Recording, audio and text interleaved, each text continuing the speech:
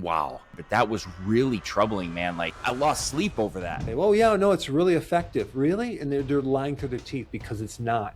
What is this? I thought I was watching a 80s horror movie. I didn't even exercise at all between 30 years old and 40. What?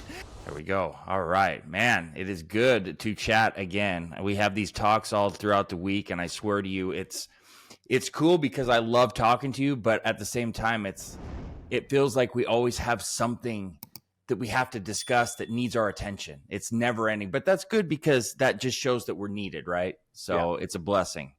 Totally. I appreciate the talks, and I'd say I'd want to start here or there, but I don't even know where to start because there's so many things. And you brought some things to my attention. Remember, I told you I was on the airplane and you sent me that email, and I literally had to get on the internet to text my wife to tell her how troubled I was with that article that you sent me about the electrical shocking and everything. And you got way more data on it than me, but that was really troubling, man. Like, I lost sleep over that. It was bad. But tell me more, because I didn't get a chance to dig into it with you about what was really happening. So I saw a documentary on it, and I literally was like, are they still doing this? Electric shock therapy? And the answer is yes. I thought they banned it many years ago. It's still going on. If you just type in your cell phone, ECT, electric convulsive therapy near me, it's going to be everywhere. Like, it's like in the basements of hospitals or clinics. I'm like, are you kidding me? So unfortunately,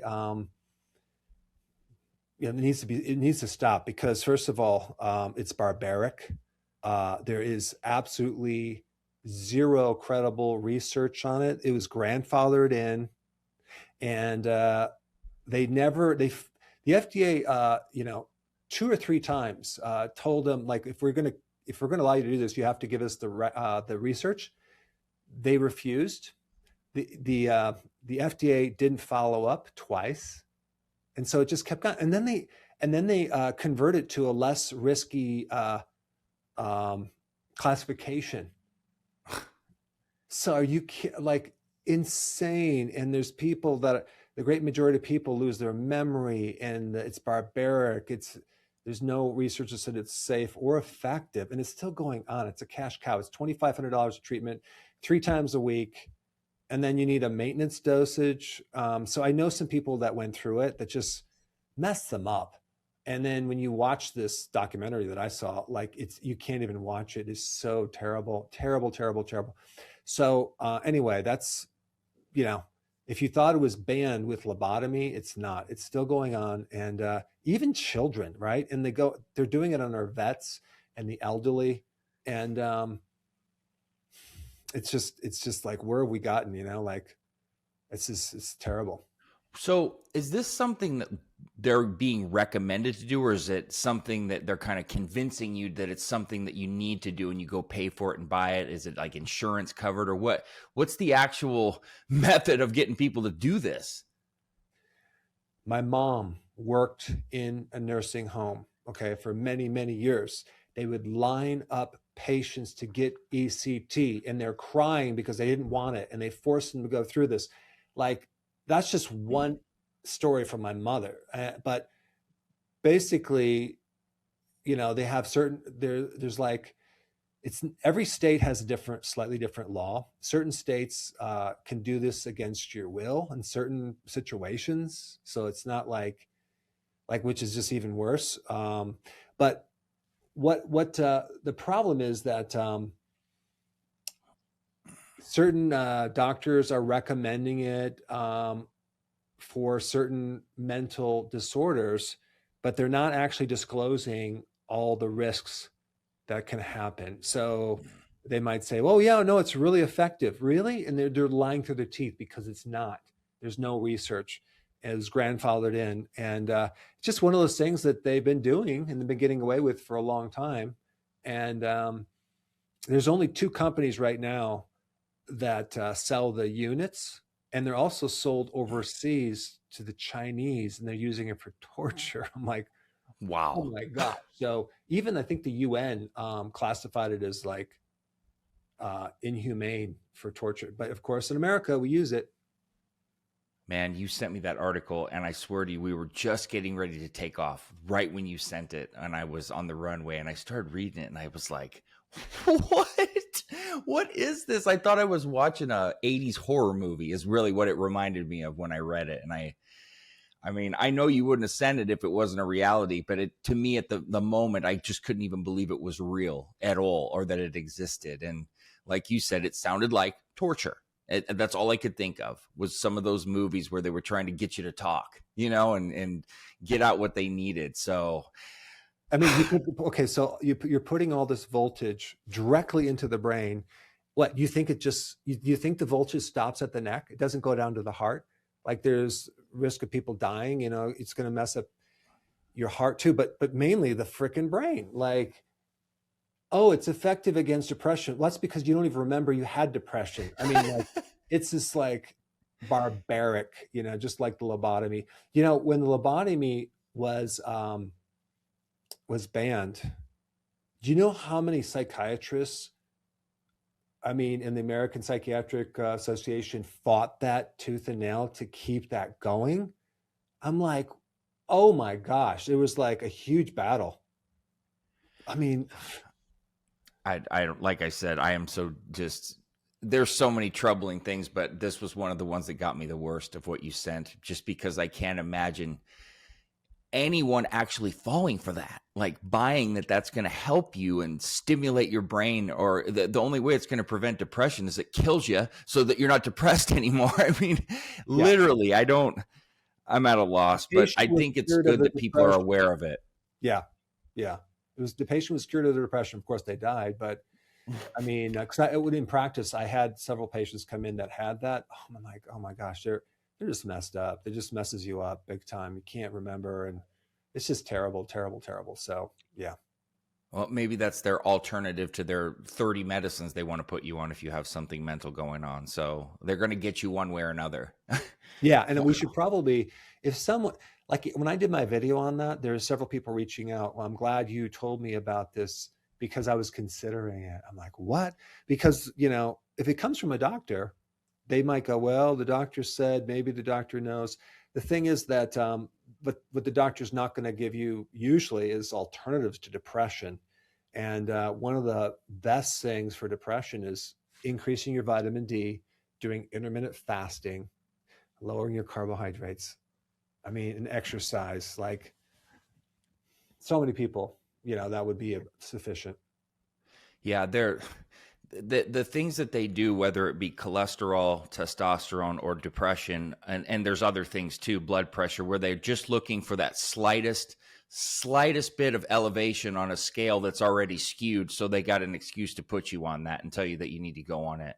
The amount of people that I've seen with a total cholesterol of like 202 or 203, and they're like, oh, you need to be on a statin. And it's absolutely mind boggling. And, the statin is literally, I don't have the data in front of me, but I believe it's the most prescribed prescription in the world or the United States. It was first or second, I don't know. But anybody that has the smallest elevation, they want to put you on it and tell you need it. And really, nobody needs them. I could argue that all day, and that's a whole nother argument. But what I'm getting at is the skewing of these numbers, that when you go take a blood test and they're correlating it to what's considered healthy in the United States, where we're already unhealthy.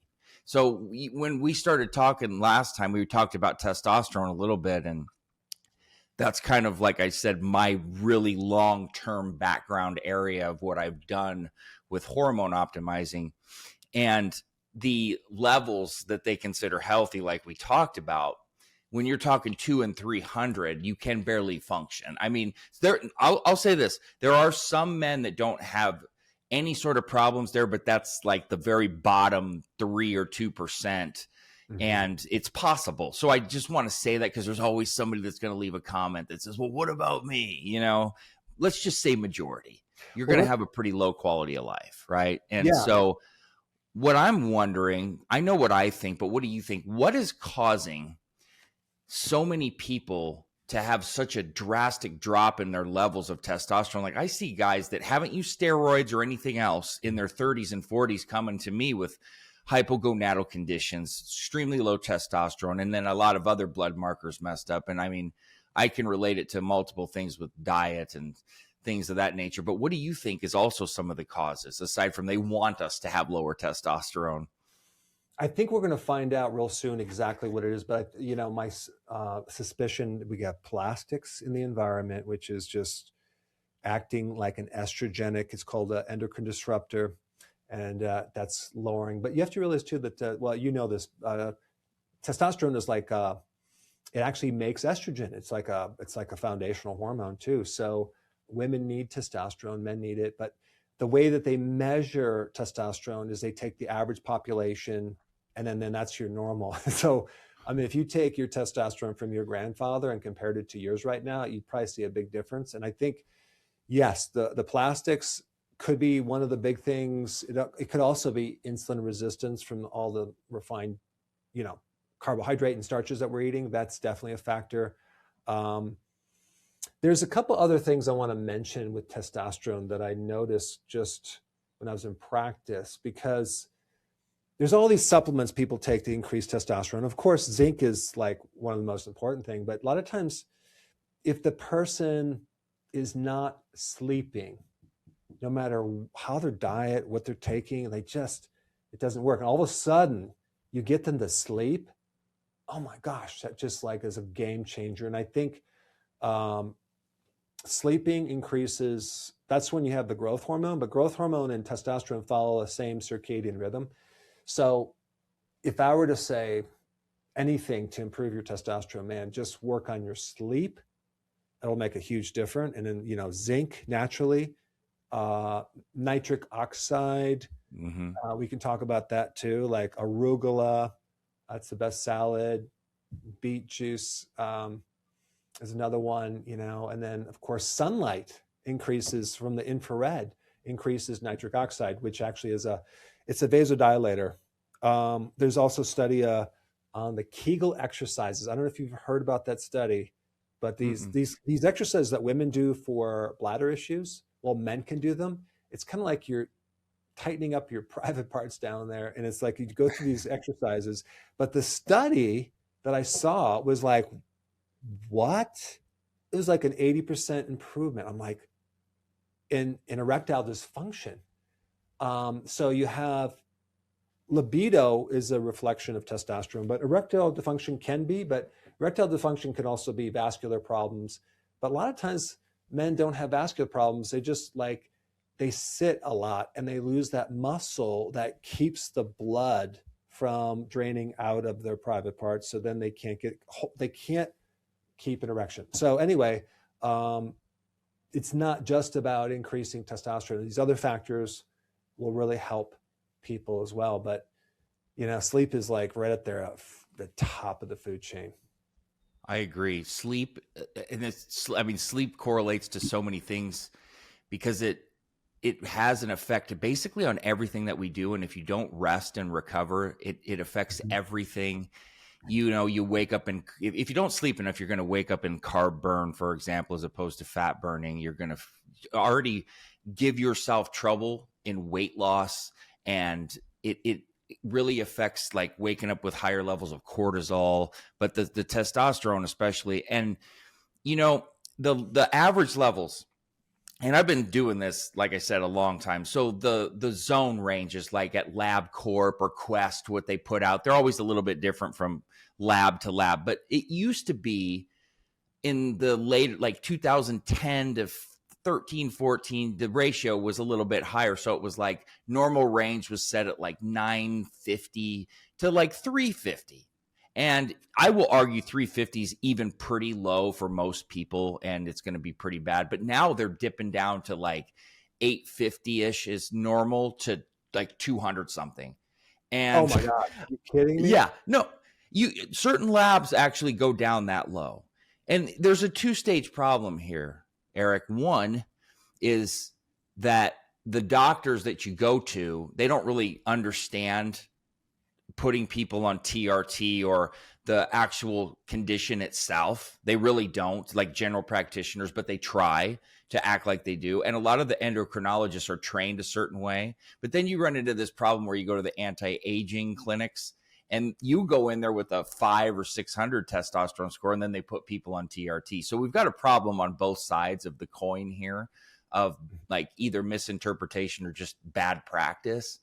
But a lot of the things you brought up are totally, and I would relate a lot of it to lack of exercise, the stuff that we're eating, the stuff in our foods, and high stress levels. You know, the high stress levels absolutely will cause that, and that leads to the inflammation, like we know, and it just cuts out of control. And I think that combining the sleep and the stress, that probably contributes to so much of the disease that we see anyway. And then you couple that in with the dog crap food and the processed food, which I want to get into now. We're setting everybody up for failure. And I think if people would change their diets and their sleep patterns, we'd see a major difference in just overall health in general, but especially for testosterone conditions that I'm seeing constantly. So let me ask your viewpoint. When you work with people, we know the relationship between exercise, especially maybe intense exercise or resistant training or weight training, in relationship to increasing into testosterone. Have you found a good correlation between those two? Oh yeah. And you know what's crazy is on leg days, one of the things about leg training specifically is that actually increases testosterone more. So that's why you see a lot of people really dial in that are in the know that they have that special leg day every week and they really go as hard as they can. And that has a significant impact. But I will tell you this, and this is where the concept of more is not always better comes in. You can overtrain and then have a decrease in testosterone too. Why? The rest, just like you brought up. Right. And the cortisol, like even the long distance endurance runners, oh my gosh, they kill their testosterone. Yep. I mean, so you know, some people are fortunate to have very good VO2 max and recovery. They can maybe get away with it if their sleep is really good, but I can't. I can easily overtrain. So I need to be careful. You know, I'm 60 right now, and if I overtrain, I can't do heavy every single, or actually every other day. I'll do it twice a week. That seems to be the sweet spot. But in the other days, I have to do some type of outdoor hiking up hills, things like that. But my body thrives on, if someone were to say like, well, what would your body want to do all day long? It'd be like cutting wood. I don't know. My body just craves just chopping down a tree. Like, so some people like hiking. I like the high intensity, high power, explosive movements, right? Plyometrics. I just love that. I don't know why. What were you when the voice note you left me the other day, I heard you were kind of breathing heavy. Were you out hiking or you were just working out in the field there? Because I heard you and I was like, oh, he's getting after it. I could hear it. So where I live there's nothing flat. Okay. It's just mountains. So I had to walk up a mountain to get to the sheep. Okay. And had to feed them some hay. So I just got done climbing that mountain because I don't like to ride ATVs. I like to get the exercise walking up that freaking mountain, feed the sheep. And then there's 70 of them. They're all pregnant. And then, so then I walk down, but it's good exercise. I love it. I just like thrive on that hill. I love like hills, you know, it's like so much better than flat. I'm curious because you've mentioned it now and you and I have never really gotten into this, like your kind of like week of training, what it looks like. Mine's a little hectic. I want to hear yours first, but I'm curious because you've never really told me. And I've always wanted to know what your kind of weekly regiment looks like and how it's maybe even changed the past, I don't know, from you're 60 now. So in your 50s to 60s, have you had to change a lot and how's the transition? I made a big mistake. I didn't even exercise at all between 30 years old and 40. Whoa. No exercise, nothing. Really? Nothing. Oh yeah. I was like a basket case. I was a mess. And then I started to add exercise. I did a lot. I was into the bike thing for probably another 10 years. And then I got luckily when I was 50, I got to move on a farm, and then now everything's changed. I flip a tire up a hill, up a mountain. And that's my body again likes that. I'll do like explosive moves. I'll do plyometrics, or I'll switch it up to do cutting a couple trees down in the woods that are dying. So that is, I'll go as hard as I can until I can't go, and then I'll rest, do it again, and then rest and do it again. Like, man, do I sleep better after that, right? So that's one thing I do. I'm not like you in the gym. I don't have 60 minutes. I have maybe a half hour at the very most. So I'll do a couple things, like I'll rotate it, and I'll do weight training, obviously, a couple times a week. In there, I will do a lot of myofascial stretches. I'm like, really, because my body is so arthritic from years of wrestling and injuries and stuff. I also do I have this unit that's it's called intermittent hypoxia training. Familiar with that? I've heard of it. Yep. So you can do it with a mask that restricts your air. I have the machine that you put a mask on, you're on the treadmill, and every minute you increase the oxygen. So normally oxygen in the air is like 20%. So I'll drop it down to 15%, okay, for a minute. And I'm like, like, have you ever been in the pool as a kid and you have a contest so you can hold the breath the longest? Oh, yeah. Oh, yeah. And then there's a point where you start getting this flight or fight where I'm going to panic. I'm going to, I need to get air. Well, you don't want to go that far.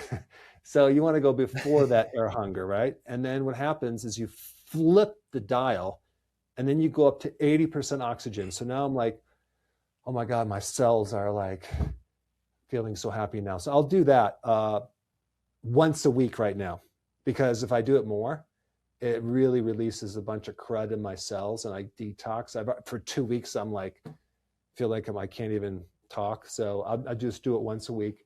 I do a lot of, like in the summer, I'll do the sled up my driveway, which is that you're pushing the sled up, right? I love that. And then I do a lot of physical work, like pushing bales of hay, lifting hay, climbing fences, fixing. That's what I do. I like a lot. So it's physical outdoor work. It's not just in the gym.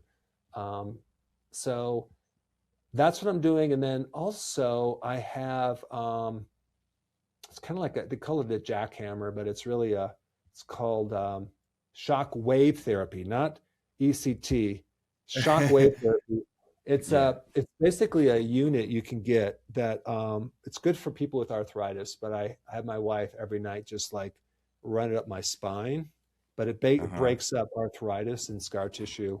So I do that, and I'm like full range of motion.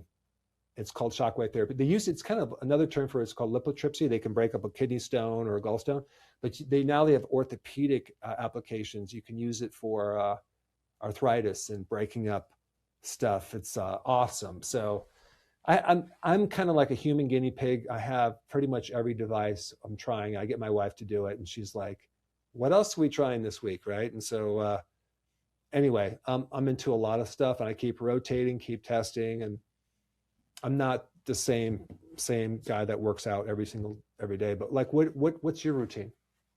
Well, I like what you do, because that outdoor type of Rocky IV training, that's really the best, to be honest. It's good to mix them up, but what you're doing is tremendous. And after we're done, I need to get where to buy that shock wave therapy thing for my back really bad. So I'm asking you for that later. But so, okay, this is me dialed down, mind you, from where I used to be. And you're going to think I'm nuts when I tell you what I do right now. I'm 43. And I was probably severely overtraining in my early 30s, especially. And I was literally going 7 days a week. And that is absolutely asinine and insane. And I do not recommend it to anybody. It took quite a long time. And see, I battled an eating disorder and body dysmorphia for a long time. So that's part of the reason. And you can antiquate why by looking at it from that perspective. There's a deeper underlying story there. But right now, I do 7 days a week. I walk in the morning, And on workout days, like today, I'll do 3 miles. On non-workout days, I do about 5. And I can rip the 3 miles in about 35 minutes. I walk pretty damn fast. It's not a little kind of peaceful stroll. We're getting out and moving.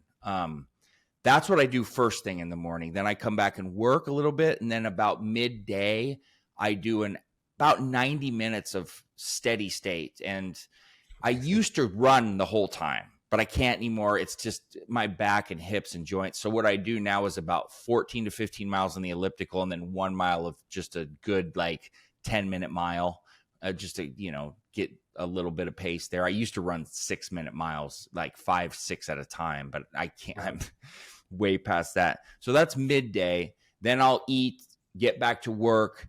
And then late in the evening, generally, which is also bad, but the work has gotten so much, is then I go to the gym and I'm in there about an hour to hour 15 of strength training. And that's not a good schedule. I don't recommend it because it's too late. And I do that 5 days a week. Well, no, I take that back. I dropped it to 4, and I was doing 5 for a long time. So the strength training is now 4, but I've hurt my shoulder so bad now, it's been kind of in and out. But that's generally I'm like a 3 a day, or basically, because I have to split it with all the work and the recording and the calls, and it's still probably overtraining, but I trust me when I tell you I have dialed and scaled it back tremendously. And the older you get, it's like train smarter, not harder.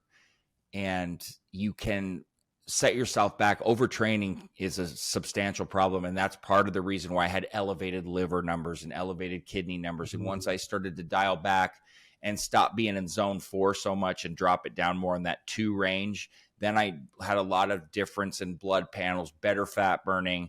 You can actually cause yourself to like gain weight if you overtrain. You really can. Because your body's not switching from carbs to fats properly. It's using the wrong fuels. And if you're not eating properly as well, and then not sleeping, which I wasn't, you think you're doing all this work and you're just going backwards, And how do you sleep at night? Do you sleep good or what? I'm very hit and miss. Some nights I'll wonder, how did I sleep 7-8 hours? And then it's normally like 5 to 6. And I'm on Jardiance, which makes you pee a lot. And so that makes me wake up in the middle of the night. And if I look at my phone like an idiot and see stuff coming in, then I'm done. Oh yeah, right. So what time do you get up in the middle of the night? Do you tend to get up at a certain time? It depends on when I go to bed. So on my best nights, I go to bed by 1 or 2 a.m. On my worst nights, it's closer to like 3. And because I'm reading and studying, because I don't have time to do that during the day. And if I go to bed at 1, I normally wake up in 5 hours.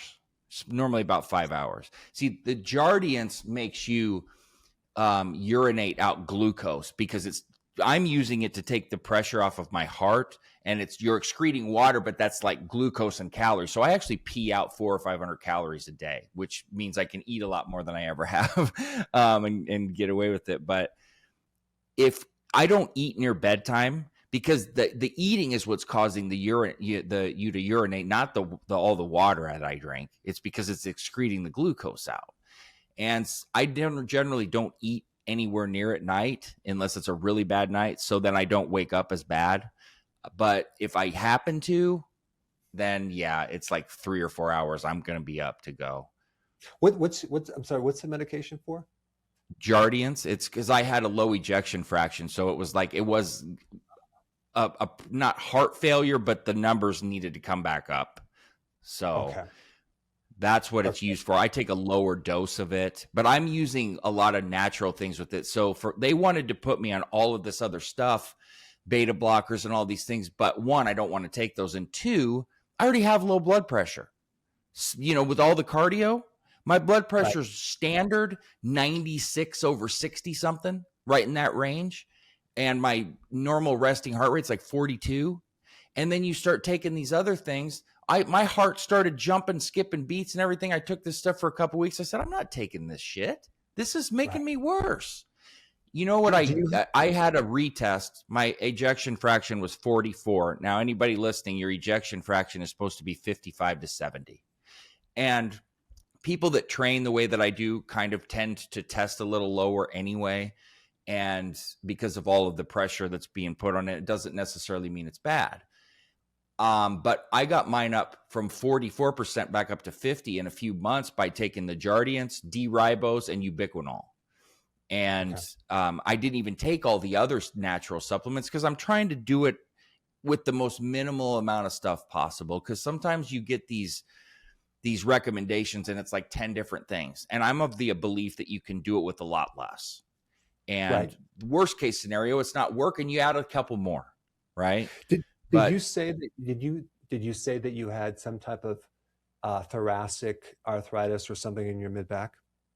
I have broken several vertebrae in my back playing basketball, and then I also in college and injuries in football, and then my discs are basically every time I've had a recently like a calcium scan or calcium score like the CT angio, they always come back with problems with my spine in those imaging because there's the discs of the degeneration of the discs. What levels? I'd have to look, but they're bad. They're really bad. Is it like T6, T4, T5? Do you remember what levels? I'm going to have to find it and I'll send it to you. Okay. So I was at one of the meetings, the Maha meetings, and I met this guy. He's the vice president of Life College.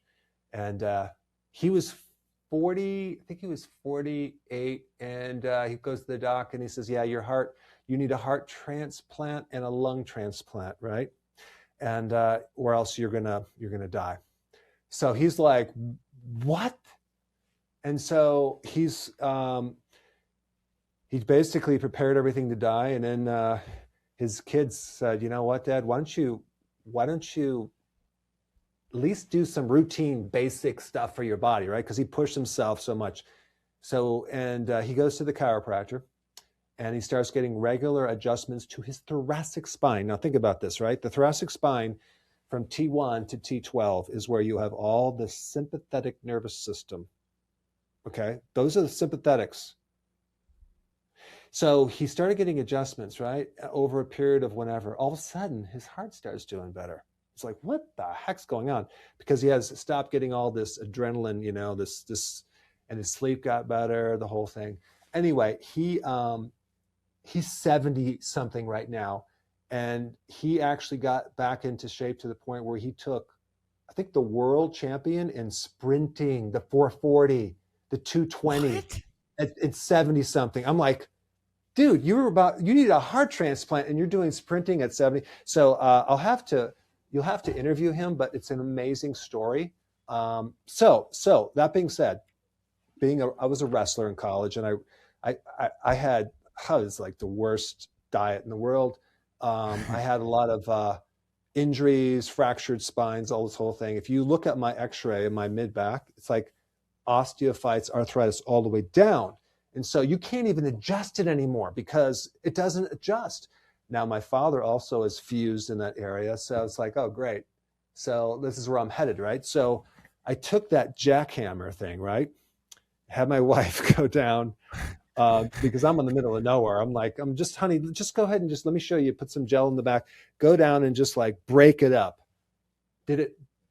Was it painless? No, it hurt like hell. But it was the first time that I slept 8 hours straight in years because it took me out of the flight or fight mechanism. And I didn't realize it was something from my mid back that was creating that. And so now I have, I don't have it here, but there's also this massage tool that I lay on. I'm like doing everything to get that flexibility back and that blood flow and that mid back to get it motion. Because if I don't, it just freezes up. But the point is that's one little thing that I know, even when I was in practice, like free that thing up, people sleep like a baby. It could be a factor, something to look at. The other thing I was going to mention, if you get up between 1 and 3, a lot of times we think it's cortisol, right? Well, it is cortisol, but actually I lied. It's not really cortisol. It's adrenaline, because what happens between the last meal that you have in the day and then in the morning, that's when you're like fasting. And most people are not switched over to full keto. So their liver is making sugar through the night, right? But most people have insulin resistance. So what will happen right around between 12 and 1 is they'll have they'll get this spike in sugar because of insulin resistance, and then insulin comes in and drops it down, and they get this low blood glucose. It sends a signal to the brain because the brain only can get its fuel from the liver that night. And so then you get the brain's like, release the sugar, adrenaline kicks in there. They wake up, and then not cortisol, that's in the morning. They wake up from adrenaline, they're like, oh my gosh, I'm just awake. Why am I awake? The heart might be pounding. Like, it's a blood sugar problem. And so it takes a while to have that adrenaline come down. So that's really what's happening. And if it's really bad, it can go 5 different cycles through the night. Usually it's like 3, but really the problem with sleeping at night, it relates to the liver. And so people are treating the adrenals, or treating adrenaline. Doesn't work. So you got to fix the blood sugar. And also probably what would help is to take something like milk thistle for the liver, or even like actual eat liver, things, just anything to support the liver, and then make sure you be careful of the carbs, and you'll sleep better. And before I forget, there's one more thing, that one product that you might want, especially for an ejection fraction problem, to strengthen the heart, is to have, it's called cardiotropin PMG. It's from Standard Process. That would be a really good thing to take before bed every night. It's called cardiotropin PMG. I used to give it for patients that had this heart problems, and it's like, you would see like before and after on a heart machine, like within like 10 minutes, it would improve. It's like cardiotropin. I just PMG. pulled it up right now, so I'm gonna look into that as soon as we're done. Check it out. Yeah, thank you. Yeah. It's, one of the things that I have found, because I've been going to the chiropractor and being worked on since I was 17, because that's when I first injured my back. Actually, I injured it when I was 15 doing squats, but the real injuries that started to happen were 17. And so I've been going now over 20 years. And I can't tell you how many brilliant chiropractors I've talked to that discuss how important the alignment is to the overall health, and misalignment, and the way, just like what you said, how it causes so many bigger problems being misaligned. And a lot of times we're misaligned, and we just live like that for years and years and years and never do anything about it. I bet you would know this far better than me, but if we took a percentage of people that are actually misaligned as opposed to aligned, it's probably more than 50%, wouldn't it be? Yeah, but I want to say something, because the problem I think people have with chiros is once you go, you always have to go, and you keep racking, stacking, cracking the whole thing. What I found being in practice for so long for my own body is, if you have to continue, like, I understand like arthritis, right? You got to keep working on it because you got breakdown. But there's also another little piece of the puzzle they don't teach you in chiropractic school, and that is the referred pain from your digestive system. So many times we get gallbladder issues or bile duct issues because of the sludge that goes through there. There's a nerve that goes right up into the neck, into the back, into the rhomboid on the right side. I can't tell you how many people have that problem, and they're getting it adjusted week after week after week. The thoracic spine, the right neck, the shoulder, the neck, keeps coming back. That's because you didn't fix the deeper diet. And so that was my problem for literally 20 years until I figured it out. And so I'm like, wow, how many adjustments did I get? So on one hand, I'm like, yes, you need chiropractic for certain things, but sometimes people, it gets a bad rap because people, like, they over adjust you. They're not looking at the whole body. So I'm kind of like right in the middle. I'm like, okay, do you need this? Okay, if you keep needing adjustment, well, is there something else underneath it? I think it's a great tool, and I recommend it, but I don't think it's the end all be all for everyone. You got to look at the diet. You got to look at these other things. So anyway, I just wanted to point that out. But yeah, I think 50%, a lot of people are so messed up with their spine, their neck. And even like having a gallbladder problem can actually put pressure on the right muscles, and that can push your vertebra out. So you need to fix this, but also you got to put the alignment back. And I've seen stuff that'll just like make you fall off your chair just with like treating someone, just one adjustment, and like, you know, handles this. So I've seen it across the board, but you know, it's the key is finding someone really good that's a competent doc. My grandfather was a chiropractor, graduated in 1920, and he died Wow. before I was born. But I went to see one of his friends when I graduated, who was in practice, I think for 60 years. He was in his 90s. I went to see him and I talked to him. I said, before I leave, can you adjust me? He said, sure, just lay on the table here. It was like a religious experience. I was like, what the? It was like the most amazing treatment. I said, if I lived here, I'd come here every single day. You're amazing. Like, he had so much practice. He has someone really competent. There's just nothing better than getting treated by someone that has so much competency, know exactly what to do, you know, because I've had it both ways. Well, when I've moved like from state to state, when I have found the good chiropractor, that's one of the biggest bummers I have when I leave, because like since I moved here now, I haven't even went and I need to go. When I had the experience on the Cox table for my back, that was when it really, I found, wow, I have to have this.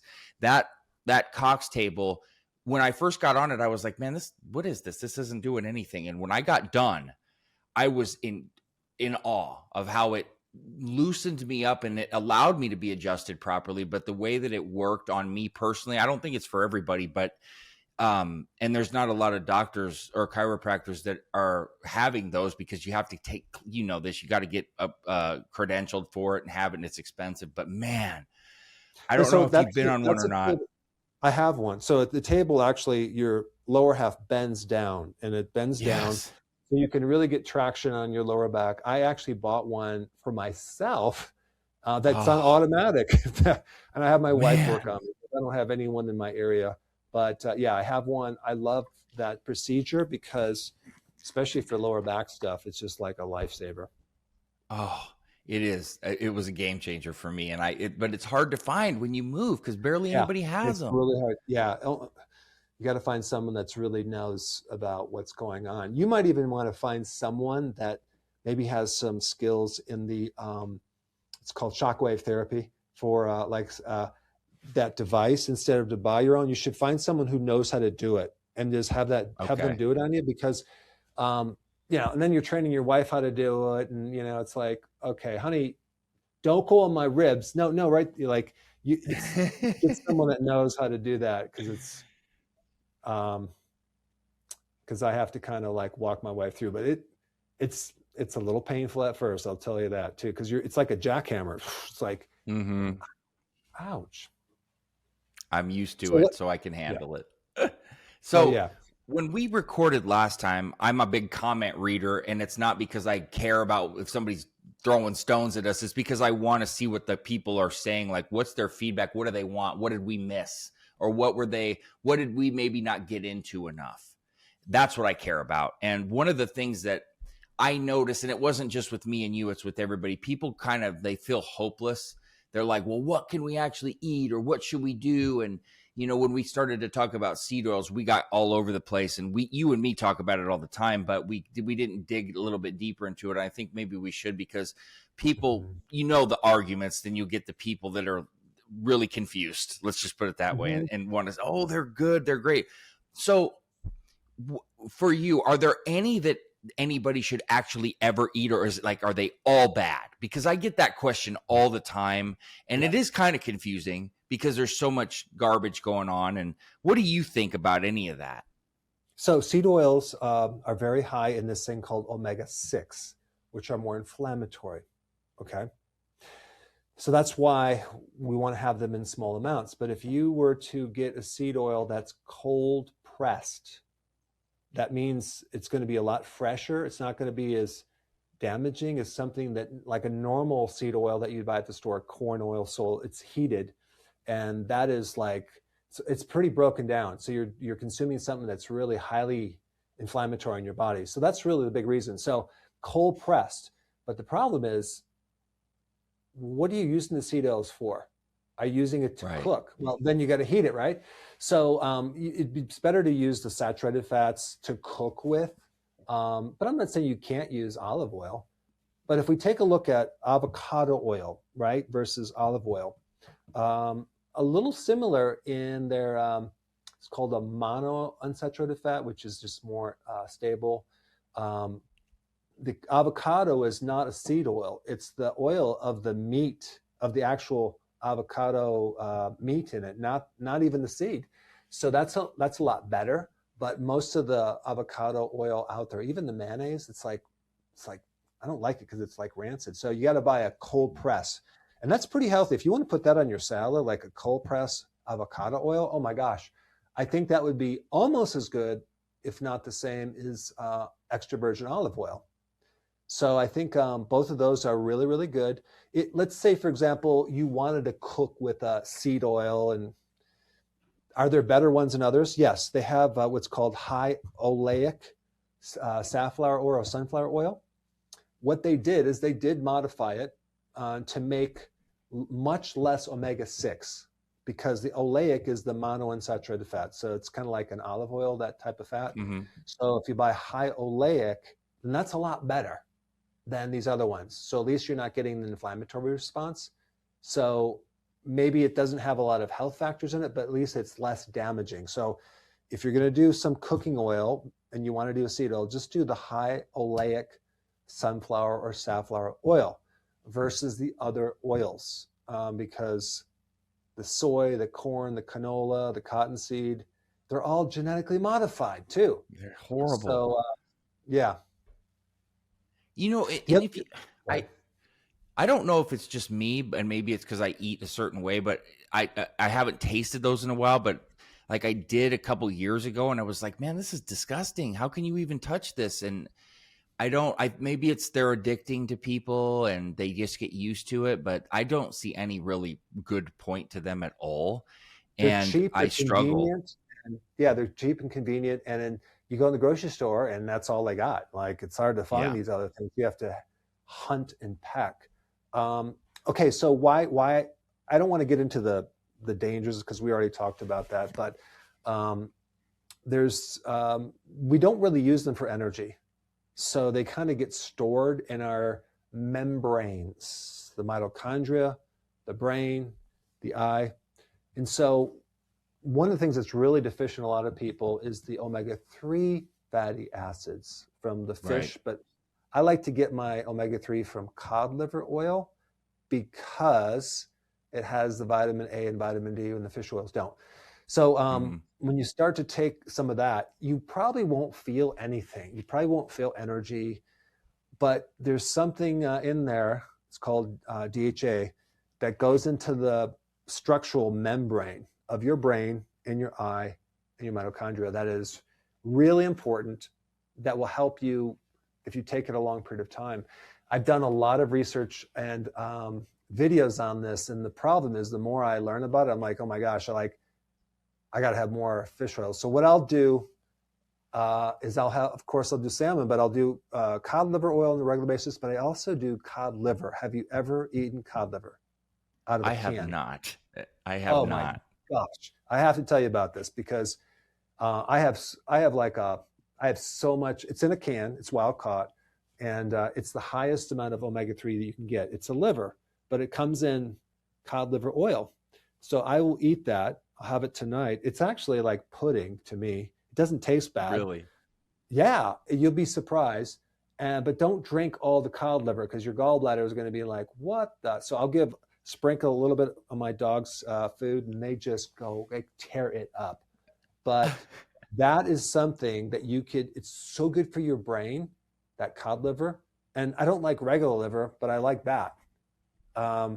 It's just it's like way better than sardines, but it's in that same family. But you have to try it. You have to try it. All right. I'm going to try it. I've gotten to the point in my life where I'll literally try anything now where I wouldn't. So I'm going to try it and I'll report back this week and let you know what I think. Okay. Then let me ask you one more question. Because Do you like blue cheese or not? I haven't had it in a while, but I always have. Yes. Okay, I can't eat it because it's moldy to me. I just don't like it. My wife loves it. Does your wife like blue cheese? I mean, I remember us having it when we first started dating, but it's just not something we ever have around. But it's to me, it's always been one of those things where I like to taste it once, but it's too overwhelming. It's like too Yeah, much, you yeah, know? right. So we don't So eat do you? salad dressings or really a lot of cheese or anything at all anymore. Like I haven't Oh, you in don't. 10 years. I can't tell you maybe 3 or 4 times I've even had that. I do a lot of cheese for the probiotic part of it, but I What just kind of want to know, have cheese? you? So I experiment on European cheeses, and now my father used to love Limburger cheese. You ever hear that? Yeah, I've never had it though. Okay, so half the population will completely, it's disgust them. It smells like feet. The other half Ah, likes it, right? I actually, I used to hate it because it would smell at the house. My dad loved it, and all of a sudden now I end up liking it. I'm like, oh my gosh. My wife will not let me in the house if I bring that cheese in there because as soon as you cut the cheese, basically it stinks up the whole house, right? But the microbe in Limburger cheese is the same microbe that grows on your feet. Okay, and it sounds pretty oh, disgusting. Yeah, but it's like the next level of probiotic for what it can do to your gut. Like I was like, what the? Are you kidding me? All the things that it does, it's next level. So um, when my wife's not around, I will eat that a little bit.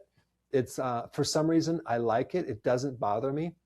Some people either love it or hate it, but that's a cheese that's very unique in that very high in vitamin K2 and yeah. in probiotics, and also um, it's really good for people with anything really with the digestion.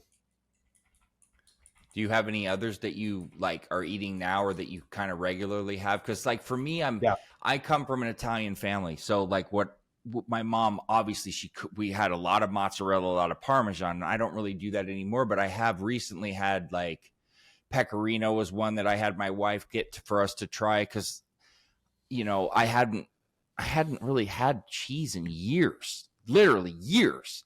And I do like that one, those kind of dry aged Italian type of cheeses. But yeah. I'm careful because I The go Parmesan ahead. cheese, the real that's the imitation from Kraft. The one I think it's an Italian one is the Romano Parmigiano. I can't remember the name of it. I'm just hacking it up, but that's the one that when I went to Italy, I saw how they made it, and I'm like, "Are you kidding me? Give me a wheel, and then let's ship it to my house." So that is one of the highest vitamin K2.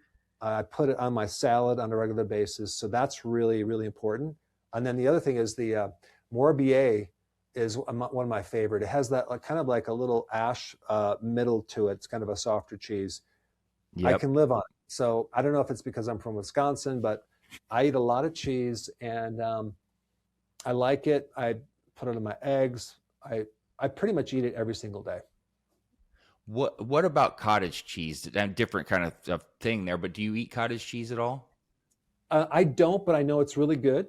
I just eat regular other cheese, but I like European cheese. I'm kind of a spoiled on the type of cheese. Of course, I don't usually eat um, American cheese. In fact, I never eat that. But Velveeta used to be my go-to cheese in college. It's not even called. You can't even call it cheese. Oh, I love it. I can't tell you the amount of times, same or late nights and, in my teens and 20s for the Velveeta or the Kraft, man. That's Oh, hilarious. it's so bad. It's so bad.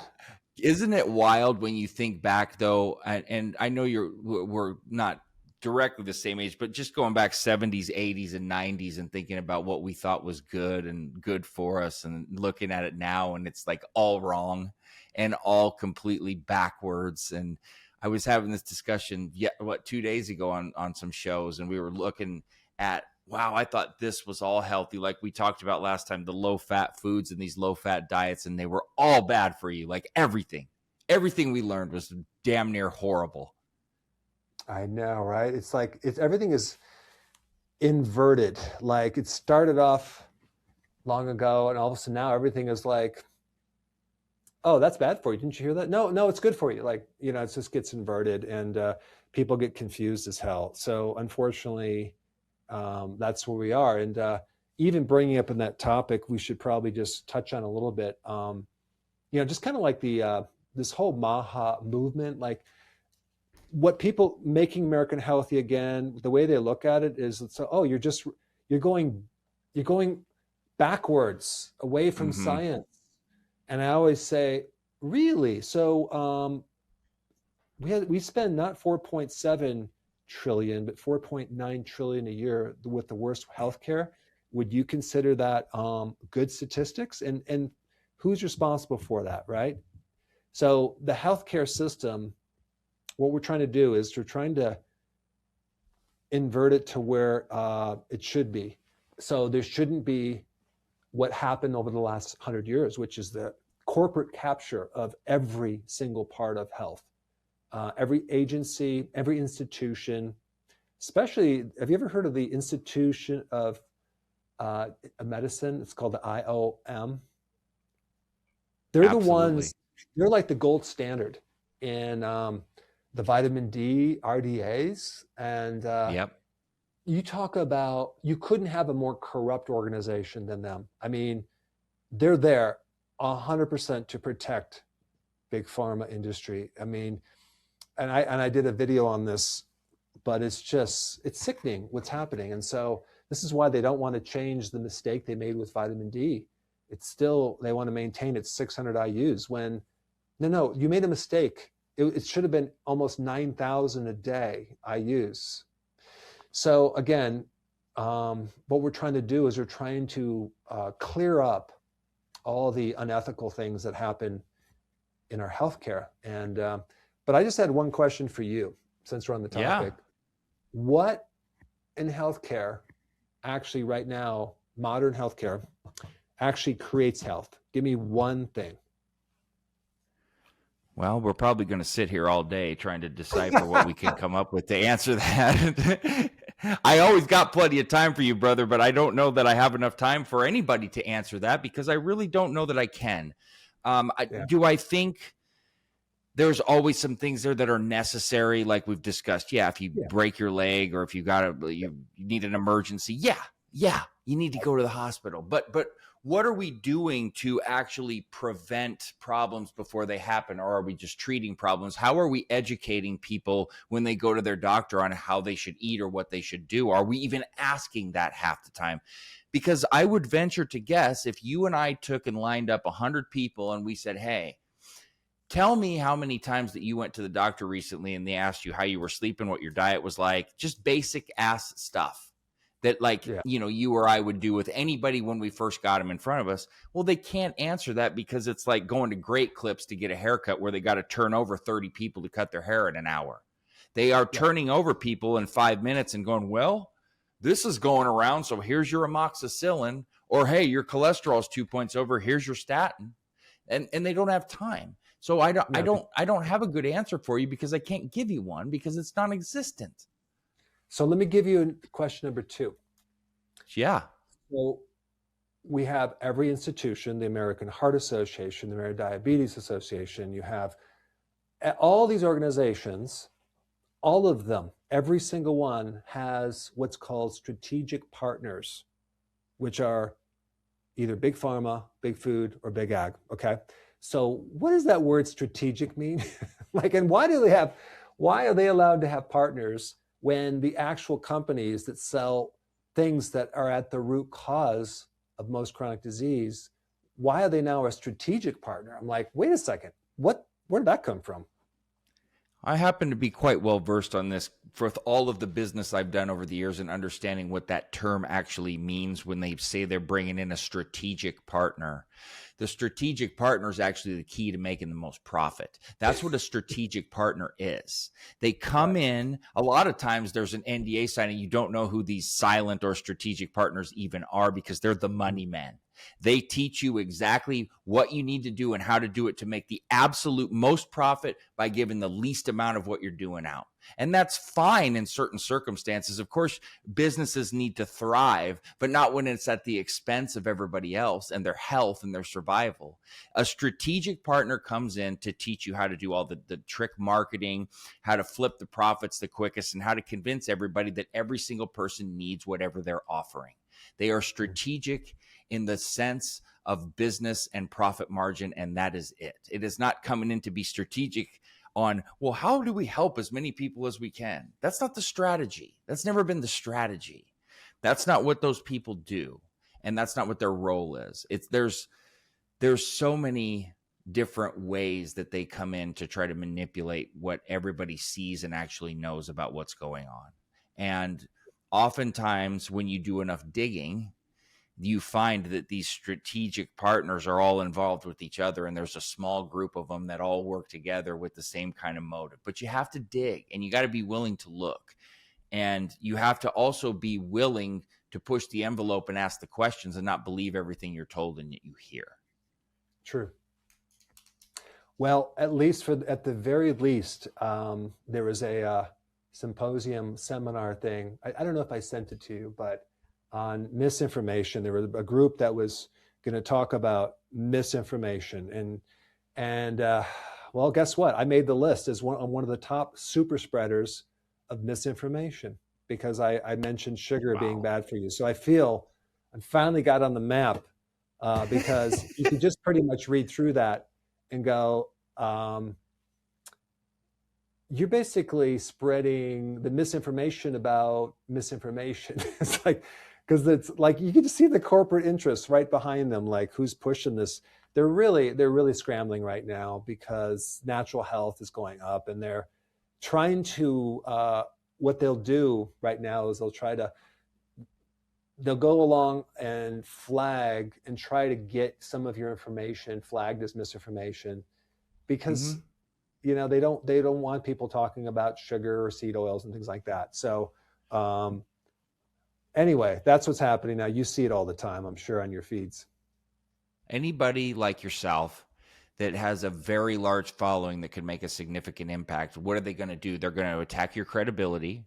They're going to do anything and everything they can to try to make you look bad, to go that route first. That's like step one. Well, we got to shut him up somehow, so let's take his audience. And then they just go down the line. The thing that's different now is there's a lot more of you that are willing to talk, not to your level, but people aren't scared anymore because we're sick and tired of it, and the voices are getting louder. And that's why I love being able to do this with you, because you have a demographic, I have a demographic, and now they're coming together, and boom, there's another how many more million that are understanding and hearing what's really going on. And the more people that we touch and that we get to listen, even the people that leave bad feedback, you know what, Eric, they're still thinking. They're still thinking, and we're still making them think, and we're doing something. They may never come around, but it's always worth it, because the more people that you even get it in their head, they'll start to look into stuff eventually. The people that are brainwashed. And I always say, are you married to the seed oils? Are you married to the vaccines? Like, why do you get so upset? We're not making money off of telling you this. I mean, what's our motive? And then and I ask you, what is your motive if you're so upset and angry? I don't get upset and angry if you tell me something. I want to learn. I want to see, well, either you're full of it, or maybe you got something I'm missing. But why do you get so angry? I never understood it. I just don't get it. Yeah. You know, how many times I've talked about oatmeal being bad for you, and the people get so mad, and they just like, it's like literally like, that's why I said, are you married to the oats? I don't get it. You're taking away my oatmeal, man. They're taking away my oatmeal. Don't want to do that. Yeah, so it's kind of definitely I do read a lot of my comments, and I really address what people want help with. And sometimes there's certain topics that I kind of don't even talk about because people don't want to know about that. So I'm trying to like really give people what they want. And I think they want practical things. What can I Yep. do so I don't get overwhelmed? Sometimes I know this might be shocking, but they don't want to hear all the bad news all day long.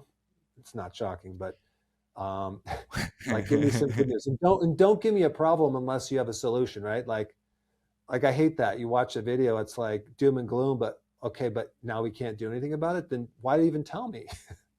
No, it's true.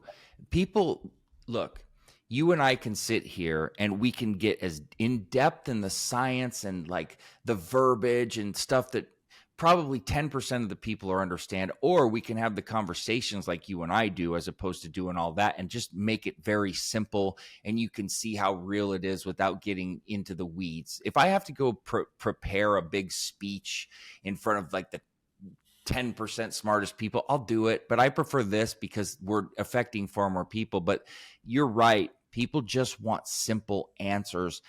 And I think a lot of it really just starts with asking questions and really researching and looking before just taking the words of what people in power and control are telling you is true. And anymore, just because somebody's got 35 letters after their name for the schools they went to, if you looked at what they were being taught and how they were being taught, you'd understand why we don't necessarily listen to them anymore, because they're getting taught wrong. They might not even have the wrong motive themselves, but they're being taught wrong.